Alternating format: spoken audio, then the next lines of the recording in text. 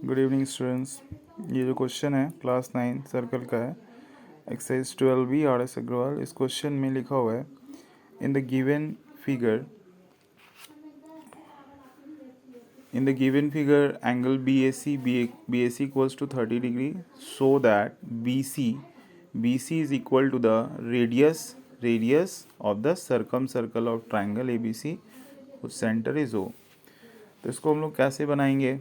तो सबसे पहले हम लोगों को पता है कि the angle subtended bye an arc at the centre of the circle is double the angle subtended bye it at any point on the remaining part of the circle.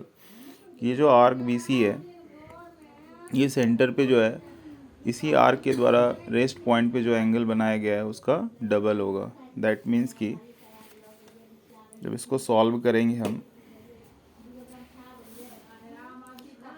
तो एंगल BOC जो होगा वो twice हो जाएगा angle BAC का।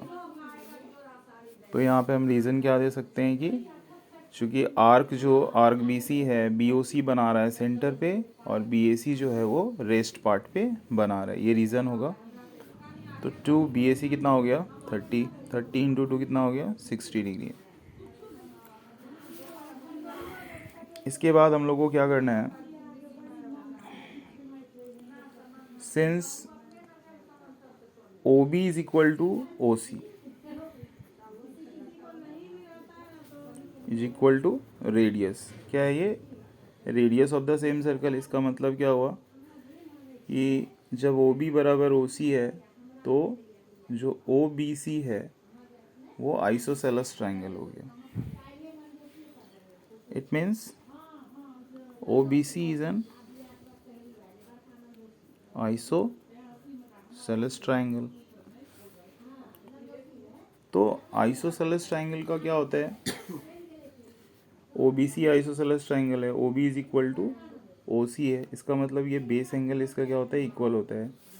That means हम लिख सकते हैं angle OBC is equal to angle OCB। ये क्या हो गया? Base angle. इसको मैंने x मान लिया और रीजन में हम क्या लिख सकते हैं? Base angle. अब जो है हमारे पास ये जो है ये 60 डिग्री है, ये x है, ये भी x है। तो OBC जो है इस ट्रायंगल में हम लिख सकते हैं, इन ट्रायंगल OBC क्या लिख सकते हैं? Angle BOC plus angle OBC plus angle OCB, तीनों का सम कितना होगा? 180 डिग्री। क्योंकि ट्रायंगल में 3 एंगल का सम क्या होता है? 180 डिग्री होता है। BOC हमारे पास कितना है? 60 है। ये दोनों को x ले लेना है 180। तो क्या हो जाएगा? 60 plus 2x is equal to 180. Then we can write 2x is equal to 180 minus 60. Then x is equal to 120 by 2. x is equal to 60 degree.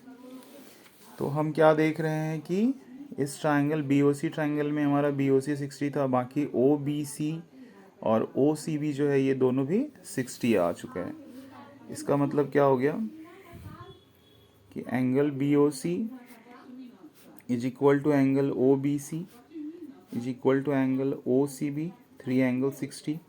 और किसी भी ट्रायंगल में जब तीनों एंगल 60 होता है तो हम उस ट्रायंगल को इक्विलैटरल ट्रायंगल कह सकते हैं। तो इसका मतलब क्या हो गया? BOC is an equilateral triangle, क्योंकि ईच एंगल क्या है? 60 है। इसका मतलब क्या हुआ कि जब BOC इक्विलैटरल ट्रायंगल हो गया तो इसका जो 3 साइड्स है OB, OC और BC, ये तीनों क्या होगा? इक्वल हो जाएगा। तो हम क्या लिख सकते हैं? Now we can write OB is equal to OC is equal to BC। यही हम लोगों को प्रूफ करना था।